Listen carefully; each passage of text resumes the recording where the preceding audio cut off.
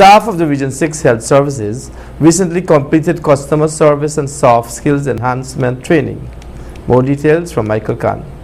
27 members of staff attached to the Region 6 Health Services on Wednesday last graduated after successfully completing a training program in customer service and soft skills enhancement. The training sessions were conducted by Ms. Gail Watson and environmental health practitioner Mrs. Patricia Woolford, who gave an overview of the program. For the customer service soft skills, we had a definition of customer service, what are soft skills and interpersonal skills, how is customer service and interpersonal skills integrated and applicable to the delivery of healthcare, effective communication, cultural factors which impact on customer care, effective communication for writing reports and conducting interviews.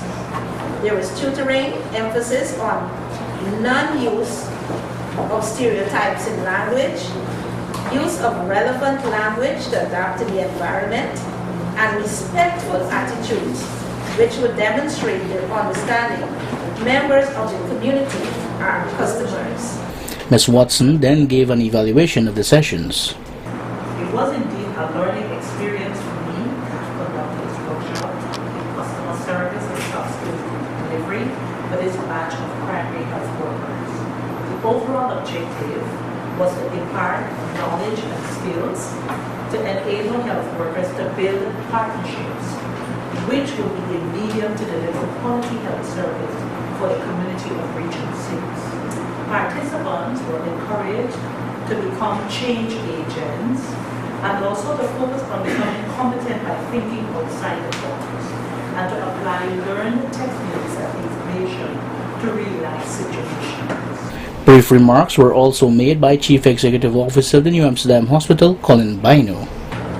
It is so important that we work on things like these because the first responders to anybody coming into the hospital, they require that type of response that will make them feel that the entity they are coming to for service will indeed give them the type of finish that they so much require. The CEO then stressed, we here in Region 6 have gotten started. Today we are about to witness a graduation exercise. Those persons who were chosen, they are fortunate to know and should be happy that they are and have been given the torch to be the torch bearers for us in health services change in Region 6. Now that you will have completed your training, whether you will be returning to Barcara, or you will be returning to Skellon, or returning to Port Morant, wherever you go, we expect you to do up your best so that indeed you can be an effective change agent.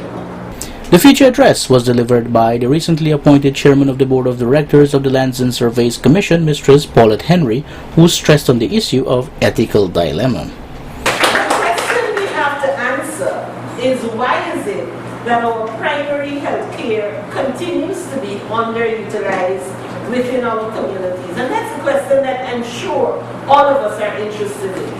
Why is it that people would leave with basic issues and run to the hospital? Whether it's the Port Morant, Skellon, or the New Amsterdam Hospital. Why would they leave that health center that is just $100 or less than $100 or just within walking distance and overburden an already overburdened system? And that's a question that I want to ask, and we've been trying to answer over the years. Why?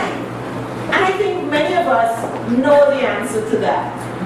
Some of the answers you've answered in your presentations when you talked about the lack of resources. But is it always only the lack of material resources that challenge you? Or do we face an ethical dilemma? Now, when we speak to the whole notion of the ethical dilemma that we face, that speaks to all of us who are service providers, who have to deal with people. Because people come to the health centers just like they would go to the volunteer groups, or just like they'd come to a church leader, and they want an opportunity more often than not to talk their stories. We hear of suicide, we hear of lots of things that has to do with chronic illnesses, HIV, and all the other issues that continue to plague us and that will continue to bother us. But then why people don't come to you first? The guest speaker further elaborated. Can your clientele trust you with the information that they have? Can they fully trust you? Can they trust your record management system so that when you prepare their reports and those information, that no one else will use that information to go tell? Because we live in small communities and tell someone else. Can they do that?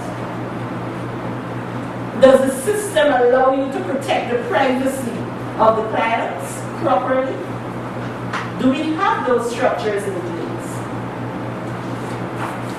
And do we use the information that we have when we have it to our own advantage, or do we use the materials responsibly? Because do you see taking home some of the gloves and some of the other little things? It's ethical dilemma that we face. I was asked to address ethical issues in my conversation this afternoon. So why is it that we sometimes don't have, I know sometimes drugs don't get here on time, and that's a logistic issue that has to feed up into a bigger system. Good.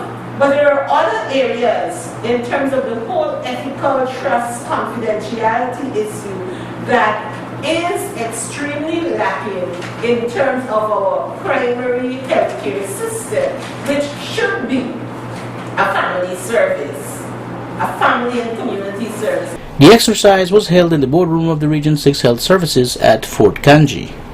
Michael Khan, Channel 8 News.